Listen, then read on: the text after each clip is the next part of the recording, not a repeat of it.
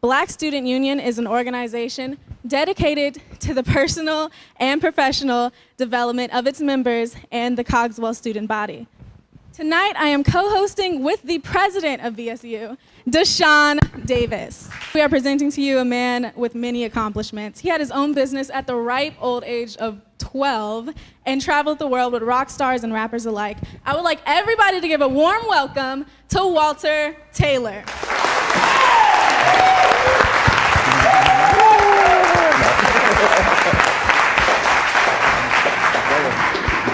Nice to meet you. Thank you. Hi, everybody.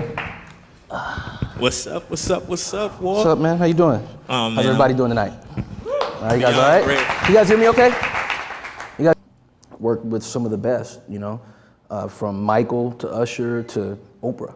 That's crazy.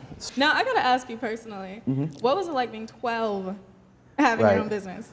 It was fun. It was fun, and what the business was I was a DJ. I started DJing when I was 12, and I was the only kid in my junior high school on the payroll because I would do the junior high school dances and all of that kind of stuff. Right. So it started with that, just again, a love for the music. I wanted to be Jam Master Jay and Jazzy Jeff and all of those kind of guys, and saved up my little lunch money, and did some extra chores and all of that. Looked in the Source magazine, and they had the little hip hop turntable set for $300. Nice. Bought that, and it was off. The next step for me was rapping, like everybody was doing. Like I said, it's the early '90s. I'm in junior high school, so it's big, and it's new on MTV. So that's what we're doing. Everybody's doing that. You gonna bust a flow for us?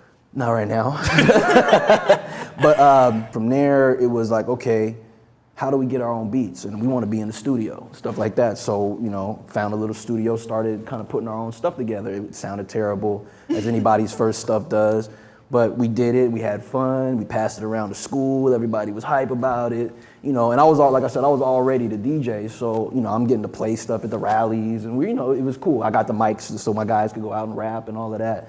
Like, I came up with all those guys as like a 16-year-old. Like, you guys know Merce. You ever heard of the name Merce before? I produced his first 3 albums, right?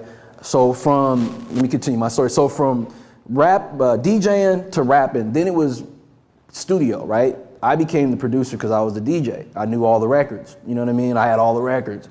And I was the one that would save up my money to buy equipment as opposed to sneakers and all that other stuff. Yeah. You know what I'm saying? So I had the mic, I had the 4-track, I had the little sampler. So I'm the man, right? I got the studio. Making it work. There's been times in my career where people didn't like what I did creatively, but they liked my approach. You know what I mean? They appreciated when I did get turned down, or if I got turned down, how I handled it and dealt with it, and they would give me a key to the next step, to the next door. Now I'm recording everybody in the neighborhood. I'm probably about, say 17, 18 years old now, right? Now, because the music industry has changed so much, do you think it's somebody our age can be as successful as you were, or have the connections that you had that you did at your age? Absolutely. There's ways to do everything. There's kids doing it now. There's groups that are out there getting it. Don't get me wrong. Yeah. Do I envy the position that they're in because I know what's behind all of that shit? No. I wouldn't trade places with them.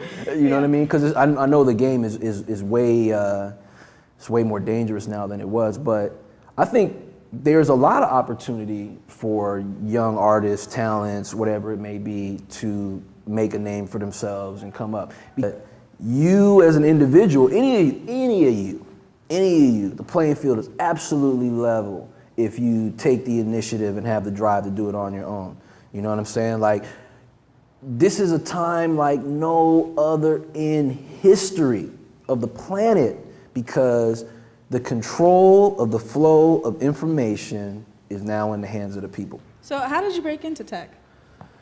I broke into tech through just doing it, because I'm a studio guy, at the end of the day. So the transition from running a recording studio to working with some of the creative programs, the Adobe Suites and all that kind of stuff, to me, it's the same kind of thought process. People got to be able to see it. They can't just hear it. They got to see it too. You got to have that visual, audio connection to put things together to feel, just to really feel the swag. Because if we do that and we put it out there and it catches for whatever it is, you gotta have the right song, you gotta have the right, clothing, the right director and all that stuff. But if we got all of that together and we throw it out there today and do what we need to do to, get the blogs posting it and all that kind of stuff, there's a high probability that it could catch.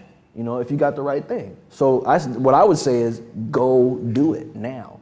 Get your buddies. You guys are at an advantage. You got everything you need at your fingertips. You know what I mean? I would be in here, doing the Tonight Show, like, you know what I mean? Like on after hours and all of that. As much as you can. You got to do your thing because you can do it now.